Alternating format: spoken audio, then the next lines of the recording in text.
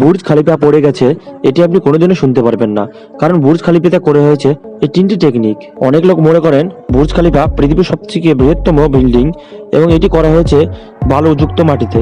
এর কারণে বুর্জ খালিফা পড়েও যেতে পারে বা বালুর মধ্যে ঢুকেও যেতে পারে, কিংবা দুবাইতে যদি ভূমিকম্প চলে আসে তাহলে এটা ভেঙেও পড়তে পারে।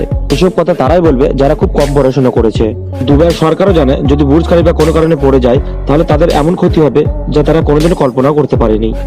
তাই জন্য বুর্জ খালিফাতে এই তিনটি টেকনিকের ইউজ করা হয়েছে। বুর্জ খালিফাতে প্রবল হাওয়ার কারণে যাতে কোনো ক্ষতি না হয় তাই জন্য একে ত্রিভুজ আকৃতি হিসেব দেওয়া হয়েছে। তাতে করে প্রবল হাওয়া বুর্জ খালিফাতে লাগার পর হাওয়া দুদিকে ভাগ হয়ে যাচ্ছে এবং বুর্জ খালিফাতে প্রেসার কম পড়ছে।